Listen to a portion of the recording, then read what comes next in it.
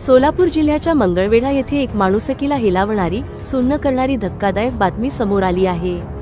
मंगळवेढ्यात एका 14 वर्षीय अल्पवयीन मुलीचा बालविवाह करण्यात आला होता।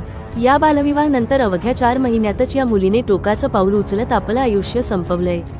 या घटनेमुळे गावात खळबळ उडाली असून पोलिसांनी या प्रकरणी पती आणि सासऱ्यासह 5 जणांवर गुन्हा दाखल केला आहे।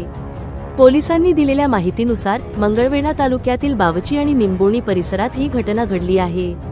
4 महिन्यांपूर्वी या भागात राहणाऱ्या एका 14 वर्षांच्या अल्पवयीन मुलीचा बळजबरीने बालविवाह करण्यात आला होता।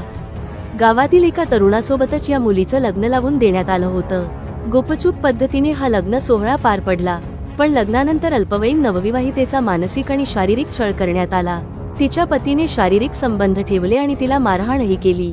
पती आणि सासरच्या लोकांकडून होत असलेल्या अत्याचाराला कंटाळून पीडितेने घरात गळफास घेऊन आत्महत्या केली। या प्रकरणी मंगळवेढा पोलीस स्टेशनमध्ये गुन्हा दाखल करण्यात आला होता। पीडित ही अल्पवयीन होती, तिला घरात काम करायला सांगायचे, तिला मारहाण करायचे। हा अत्याचार पीडितेला सहन झाला नाही, त्यामुळे तिने आत्महत्या केला, असा प्राथमिक अंदाज पोलिसांनी व्यक्त केला। नराधमांना सध्या न्यायालयाने पोलीस कोठडी सुनावली आहे। याबाबत अधिकचा तपास मंगळवेढा पोलीस ठाण्याचे पोलीस निरीक्षक दत्तात्रय बोरीगिड्डे आणि त्यांचे पथक करत आहेत।